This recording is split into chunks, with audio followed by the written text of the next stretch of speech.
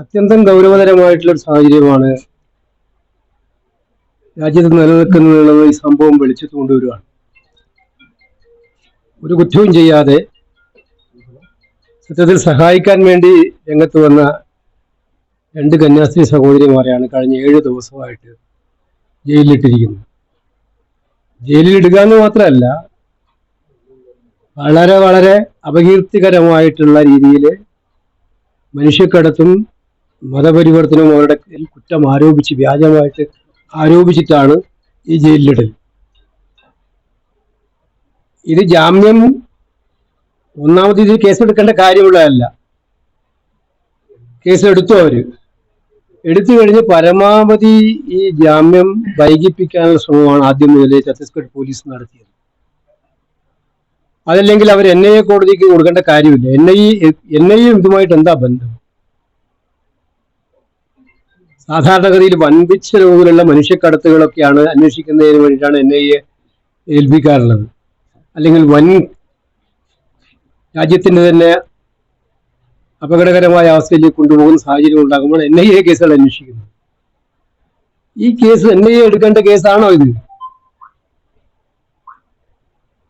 NIA ഏൽപ്പിക്കാൻ തീരുമാനിച്ചതിനെ ജാമ്യം വൈകിപ്പിക്കാനല്ലേ? എന്തായാലും ഇന്നും നാളെയുമായിട്ട് NIA കോടതി അന്തിമമായി തീരുമാനിക്കുമെന്നാണ് പ്രതീക്ഷിക്കുന്നത്. ഇന്ത്യയിലെ ജനങ്ങളെല്ലാം ഒറ്റക്കെട്ടായിട്ട് പാർലമെന്റിനകത്ത് ഏറ്റവും ശക്തമായിട്ടുള്ള സ്വരമാണ് ഉയർന്നത്. അതുകൊണ്ട് ജാമ്യം കിട്ടും എന്നുള്ളതിന് ഉറച്ച വിശ്വാസമുണ്ട്. പക്ഷേ ഇനി അവർക്ക് നീട്ടിക്കൊണ്ടുപോകാൻ പറ്റില്ല. ഉപദ്രവിക്കാവുന്നതിന്റെ പരമാവധി അവർ ഉപദ്രവിച്ച് കഴിഞ്ഞു.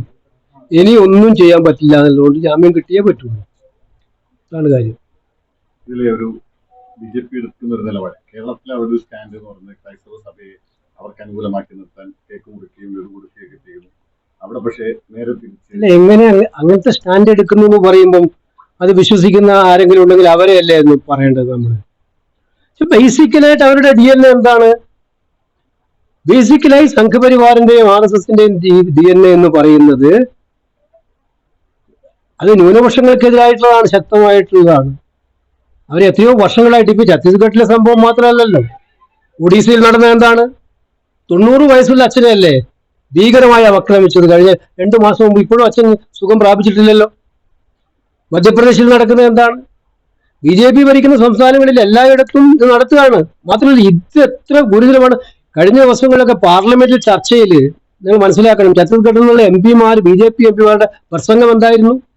ഞങ്ങളിത് വിടുന്ന പ്രശ്നമില്ല. അത്രയും ഞാൻ പറയാം, അത് എനിക്ക് തന്നെ പറയാൻ മടിയാണ് അവർ പറഞ്ഞ പ്രകോപനപരമായ ഭാഷ. അത്രയും പ്രകോപനപരമായ ഭാഷയിൽ BJP MP-മാർ സംസാരിക്കുന്നത് അവരുടെ പാർട്ടിയുടെ അനുമതി ഇല്ലാതെയാണോ? BJP മുഖ്യമന്ത്രി അത് ബജരംഗദളിന്റെ അതേ ഭാഷയിൽ സംസാരിക്കുന്നത് പാർട്ടിയുടെ അനുമതി ഇല്ലാതെയാണോ? അവർ തീർച്ചയായിട്ടും പാർട്ടിയുടെ അനുവാദത്തോടു കൂടിയാണ് ചെയ്യുന്നത്. ഇത് കേരളത്തിൽ വന്നത് പറയുന്നത്, കേരളത്തിൽ ഇലക്ഷൻ ആകുമ്പം കേരളത്തിൽ മൈനോറിറ്റി വോട്ട് വളരെ വ്യാപകമായ വോട്ടാണ്. അതുകൊണ്ട് ഏതെങ്കിലും ഒരു വിഭാഗത്തെ പിടിക്കണം.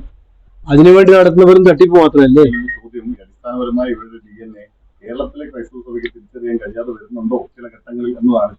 ഞാനിപ്പോ സഭയെ ഒന്നും കുറ്റപ്പെടുത്താനൊന്നും ആഗ്രഹിക്കുന്നില്ല. ക്രൈസ്തവ സമൂഹം അവരെല്ലാ കാലത്തും രാജ്യത്തിന്റെ നിലനിൽപ്പിന് വേണ്ടിയിട്ടും രാജ്യത്തിന്റെ ഒറ്റക്കെട്ടായിട്ടുള്ള പ്രവർത്തനങ്ങൾക്കും വേണ്ടി സഹായിച്ചവരാണ്, നിലകൊണ്ടുള്ളവരാണ്.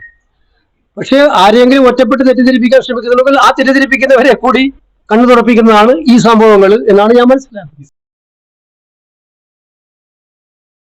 +2 കഴിഞ്ഞു, ഇനി എന്ത്? മാസം 1 ലക്ഷം രൂപ സ്റ്റൈഫൻഡോട് കൂടെ സൗജന്യമായി നഴ്സിംഗ് പഠിച്ചാലോ? അതും ജർമ്മനിയിൽ. +2 ഏത് ഗ്രൂപ്പ് പഠിച്ചവർക്കും ഇനി പഠിക്കാം, പറക്കാം. കൂടുതൽ വിവരങ്ങൾക്ക് യൂറോലീപ് immigration consultancy, German language institute, Kannur, Thrissur and Kollam. Phone 7356 958 784 9400 100 499.